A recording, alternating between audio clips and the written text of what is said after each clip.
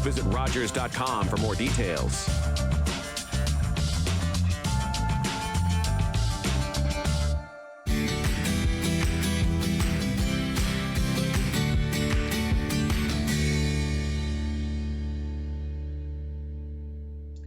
Hello, everyone, and welcome to this week's episode of Mom and Pop Eateries Grey Bruce. I'm your host, Rob Leonard. I haven't got a title for any of the shows, but I think if we were to entitle this week's show, it would be Who Opens a Restaurant in the Middle of a Pandemic? Well, I'll tell you, my guest this week, Bonfire on Queen in Paisley, they do and they did. I'd like to welcome Jennifer Christie and Chris Shaw to the show. Thanks very much for doing this. You're welcome. Thanks for having us. Okay, so, all right. You've only been in business for a few months, and normally I start off by asking, I ask the guests for the history on the place. But let's go back to, I believe you guys started in Ottawa, if I'm not mistaken.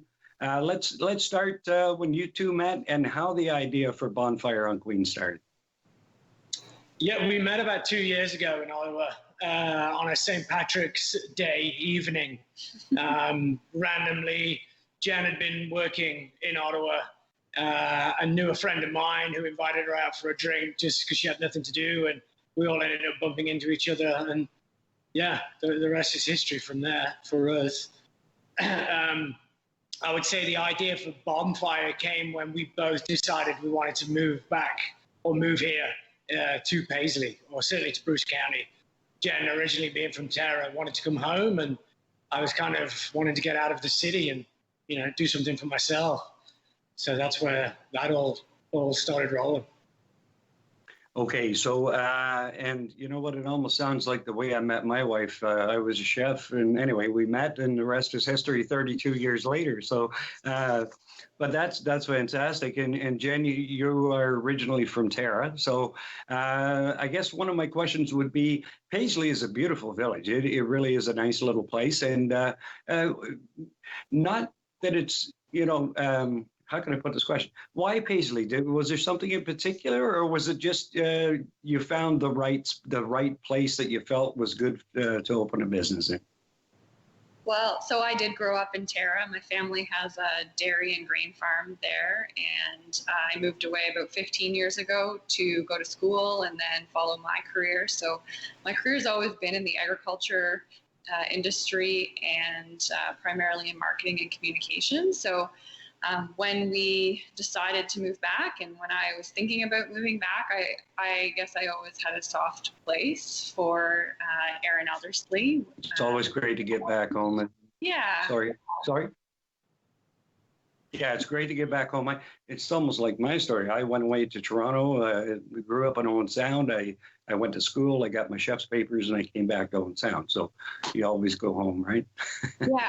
And we did look a little bit in some of the neighboring communities, certainly Owen Sound being the biggest city, right? We looked a little bit there, but it was a combination of factors. So kind of wanting to be in Erin Elderslie if that was possible, and this building came up for sale right at the time that we were thinking about doing this, and the building had everything we were looking for. So it was already a restaurant, so there was already a commercial kitchen here, and there was an apartment upstairs, which kind of solved the problem of where would we live when we moved back. So and the price was right. So Chris's experience opening restaurants, he felt pretty strongly about the fact that we needed to own the building that we operated in. So we started working on the financial plan to be able to do that and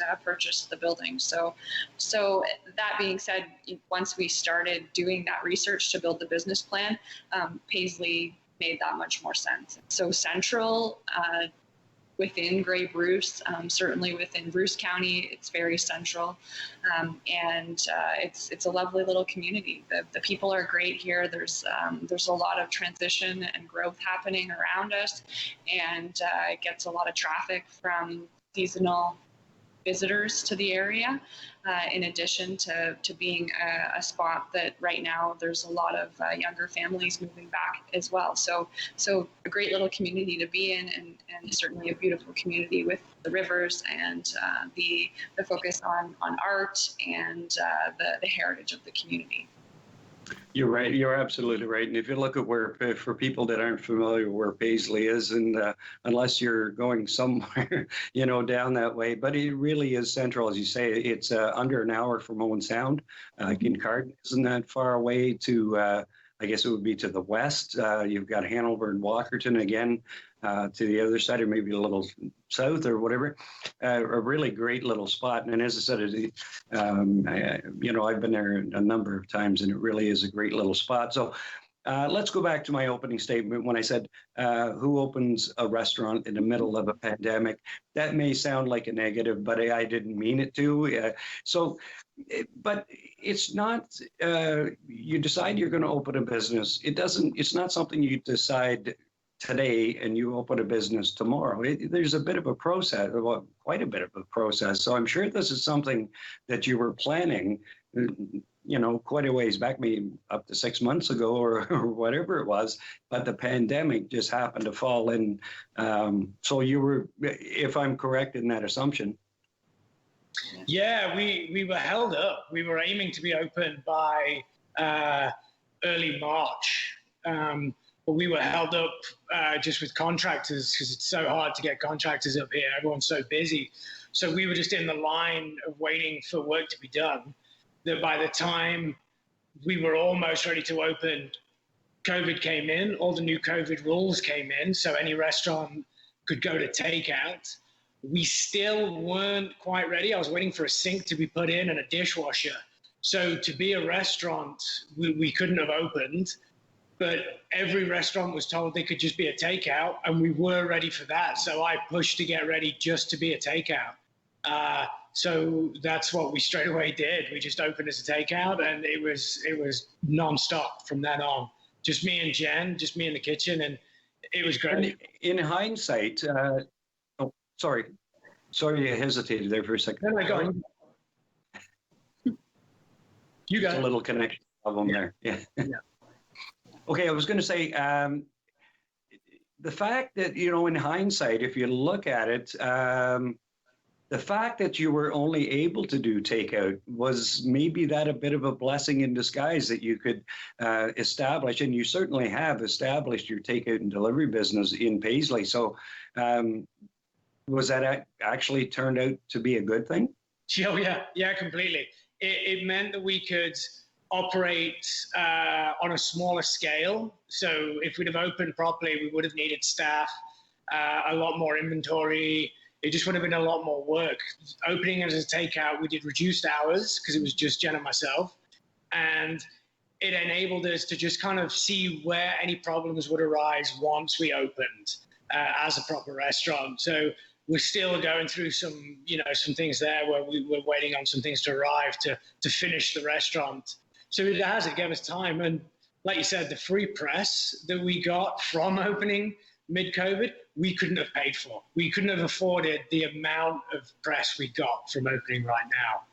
It was pretty much a blessing in disguise. So it worked out. It worked out pretty well for us. Yeah. Just to clarify though, we don't do delivery, just takeout.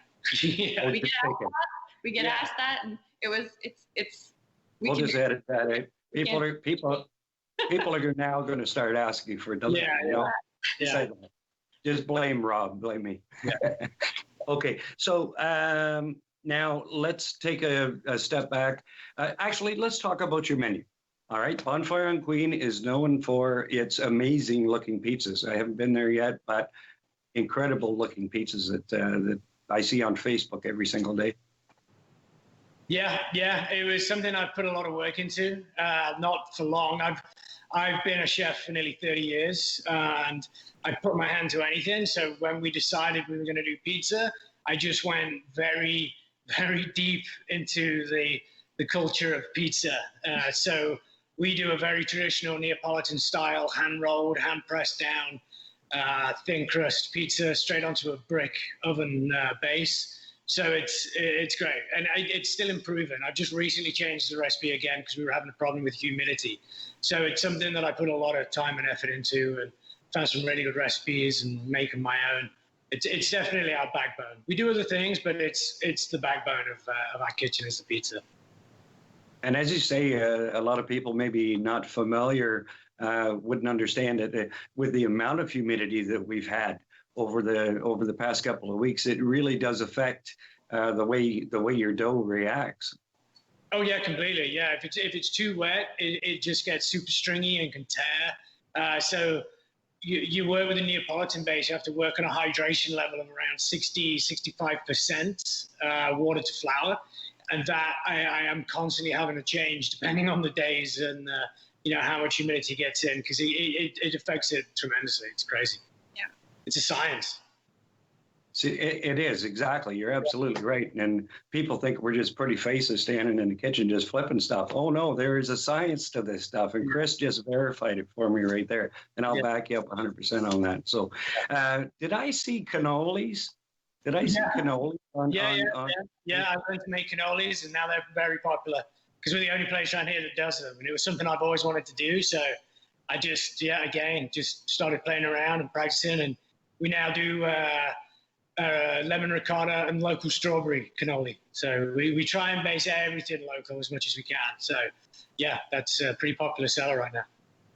Well, as soon as I saw them, as I said, I go through the Facebook feed every morning, and I spend about 3 or 4 hours just going through it. And I saw these cannolis, and I went, my God, I haven't had one of these in years. I haven't had a cannoli forever, and they look absolutely amazing. So as I've said to previous guests, as soon as this thing settled down a little bit, I'm going to be going on a road trip. So I'm definitely coming over for pizza and a cannoli one of the someday soon. So okay, so where am I going to go next? I got to look at my notes. I'm sorry. I'll take a look. Okay, we got the menu. Well, I lost my spot. Okay, so with the changes that have happened, so at first you were strictly takeout. Then they started to ease off the restrictions a little bit.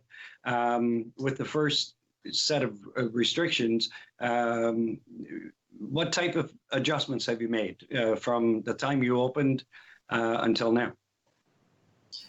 Well, so we were able to open the patio. So we actually have a small patio behind the restaurant, which is kind of cool. It was a selling feature for us. And so we had planned to open that later, but when they said we could open patios, we had about 3 days to get that ready and get that open. So we've had the patio open now for, I guess it'd be four weeks likely or so since whenever they made that announcement. Yeah, as soon as phase 2 started, we were open 3 days later.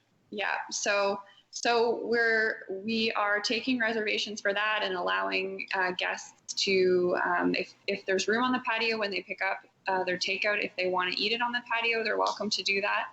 We also pretty quickly, I guess after we opened, brought in some local craft beers and some Ontario wines and cider. And so we've been selling that as takeout. So with the patio, it's great because people can now come and have a bite to eat and enjoy, a beer on the patio.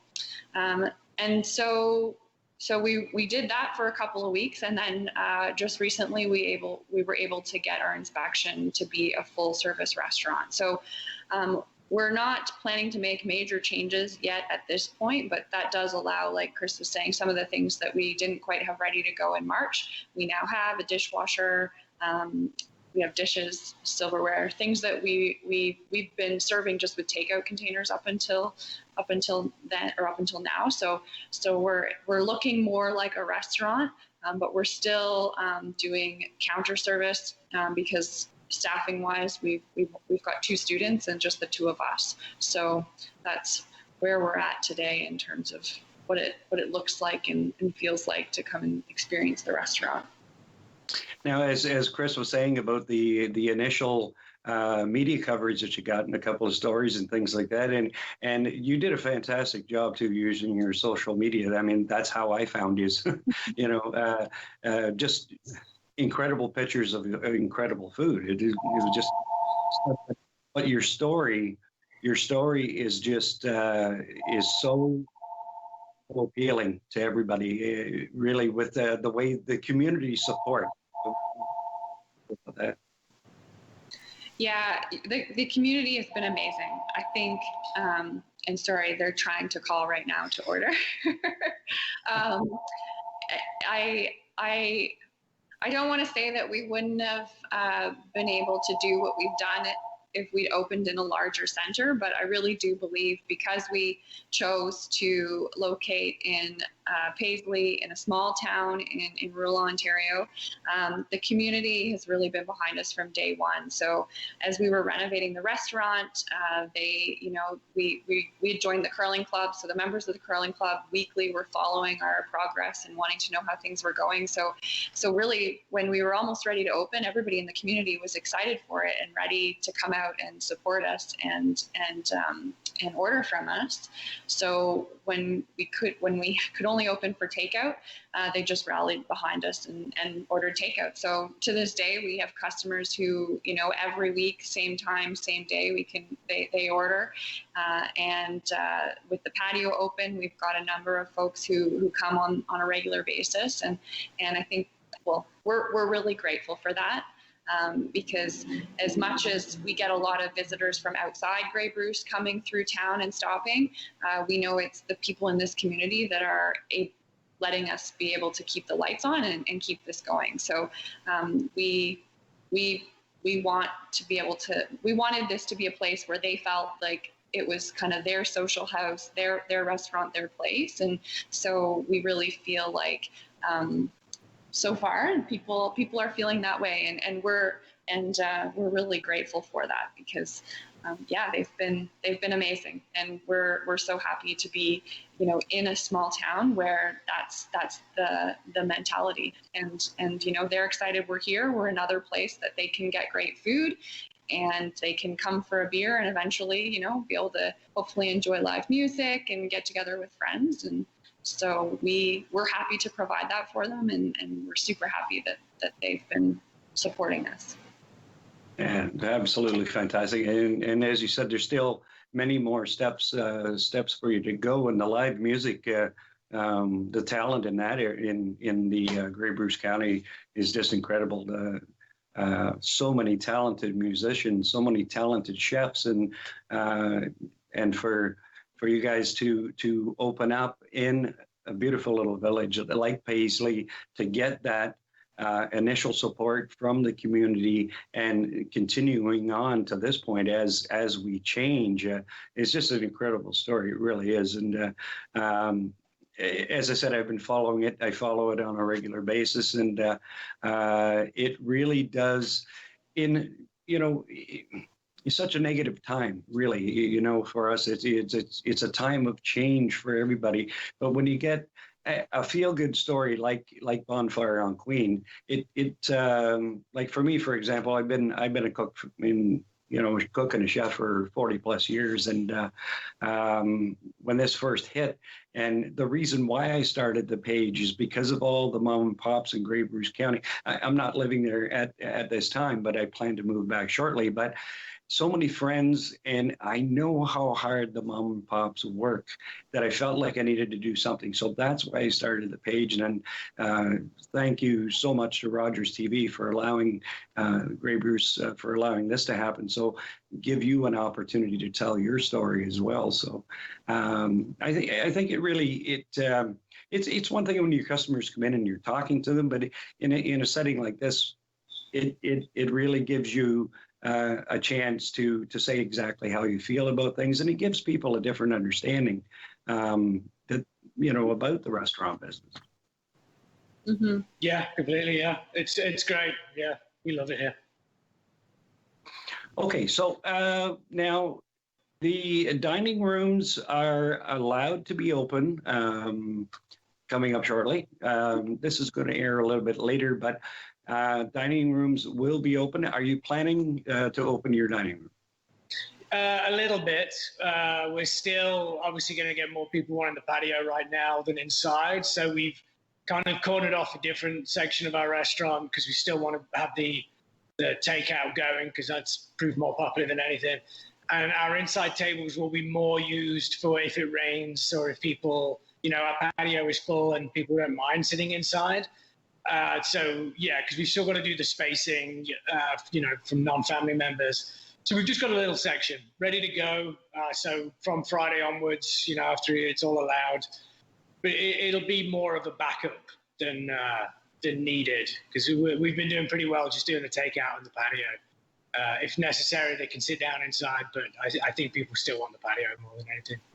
Yeah, it's not a very big restaurant. Like we can only seat 28 to 30 people inside. So by the time you space tables out 6 feet, there's not very many tables left. So I think it's a bit of a fine balancing act between figuring out, what we can do safely to protect, customers as well as ourselves and our staff, and what is financially feasible too, because like Chris said, the takeout right now is paying our bills, and so we're trying to give people the experience that they want to be able to go back out and eat dinner out on the patio or out of the house, but also having to manage the costs that come with having more expenses by opening up more, right? So we're kind of navigating that line right now, and what does that look like? So. And it really is a huge balancing act. As I say, I'm still working in the industry, and it's I know what it's like for my owner, all he's going through, but just trying to piece it all together and how everything's going to work. And on one hand, some people aren't comfortable yet to go into that environment. I've heard some restaurants say that, look, I'm not going to open my dining room for quite a while because this takeout thing is working well for me. And as you said, with the contours of your dining room, you may end up with 1 or 2 tables under the regulation. So you have to really take a look at it, because if you open those 2 tables, now you have to have somebody to staff those tables and all the expenses that go along with it. So, this is a chance for us to educate people too as to why maybe, that the dining room may not be open. Yeah, I think that's just it. I feel like most people have been really good. We are very fortunate. We've had great customers, and because so many are within the community, there is lots of opportunities to have those conversations and explain, and they understand. But I think you're right. There's a lot of people who obviously don't understand the business, like every business, right? If you're not in it, you don't always understand the workings of it. And I think sometimes the expectations that might come along with, what it means to have an open dining room aren't always there. So, there's definitely more costs, and certainly there's the cost to have staff. And I think one thing, what we've really found through this is it's really hard to plan day by day. So now that we're open 6 days a week, one week, Tuesday, like last night is a great example. Last night, our patio, we ended up full with reservations. Most of them came in yesterday, and we had a lot of people wanting takeout. Whereas, a week ago on Tuesday, it was a relatively quiet night, and we've been experiencing that. It's besides there's a fly. Besides Friday, Friday is consistently busy. It's really hard for us to gauge what each day of the week is going to be like week to week. So, we plan our staffing schedule for the week, and we try and plan based on what we expect it's going to be like, but you don't always get that right. And so I think that's going to be a real challenge as dining rooms open up and staff are being brought back, or restaurant owners are having to make those decisions if they're going to hire their staff back. I think, like you say, there's a lot of people who still aren't comfortable to go out and eat. And so the diners aren't just rushing back to the restaurants. And so, you have staff on for a night, and you might only have a handful of orders or, you know, 1 or 2 tables come in. It's not very cost effective. So yeah, I hope people are going to continue to be patient and understanding, and understand that, you know, every restaurant is a different business and they have different circumstances, and everybody's trying to navigate this the best way they can given their circumstances and what makes sense for them. So, you know, and I, as I said, I've been in the industry for a very long time, and I have, about maybe 20 years ago, I finally gave up on trying to figure it out.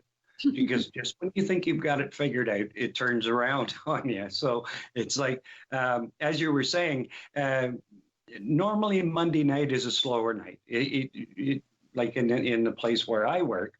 But over the last, I'd say 3 or 4 weeks, Monday night has become one of the busier nights. Like, why? There's no rhyme or reason to it. Of course, you're not going to complain, but okay, Monday is now Friday. You know, again, creating all kinds of wonderful confusion in an industry that's already full of surprises. Yeah. But that's what keeps us going back to it, right, Chris? It's that. Yeah. I tried to leave in my early 20s. I tried to be a salesman for a while, and that didn't work out. So I always came back. I always came back to this industry, and it's the chaos, I think, that draws me to it a little bit. It's that's exactly what I did. Yeah. I got my papers and I decided I didn't want to do it anymore, and I became a salesman for a wholesale bakery in Mississauga. But as you said, there's I always said it's the one business where you go from 0 to 90. You're expected to do that with like several times a day, and you never know when you're going to get hit. And I think it's almost a sickness, maybe, you know. it's so that you just get used to that adrenaline rush. So, okay, folks, we got 1 minute to go. I'll give you 1 minute here to say anything you'd like to your customers out there. You know, go ahead.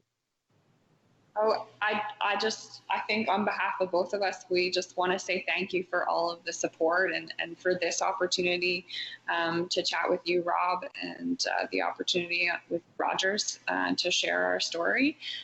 We have had that opportunity lots, and we're really grateful for that, and want to encourage people not just to check us out, but check out, there's a lot of great little restaurants across Grey Bruce, and everybody can use the support right now. So, you know, if one can't fit you in one night, go find someone else that night, because there's a lot of great spots. So thank you very much for continuing to support us. Absolutely, my pleasure, Jen. And I want to thank you both, Chris Shaw and Jennifer Christie from Bonfire on Queen in Paisley, Ontario. Thank you so much for doing this, and all the best to you in the future. And I promise I am coming up, and I'm going to get one of those cannolis as soon as I get the chance. So on behalf of producer Mark Perry and Darlene Van Wyck, I'm Rob Leonard. Thank you very much, and we'll see you next time on Mom and Pop Eateries of Grey Bruce.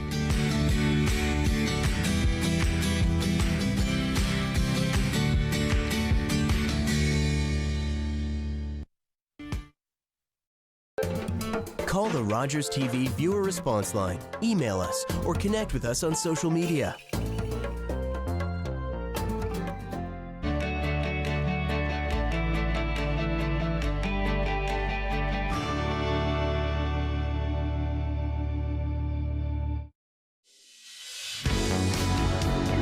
Hi, I'm Carol Merton. I'm the host of HealthLink. HealthLink connects home, community, and healthcare. Please join me for HealthLink on Rogers TV.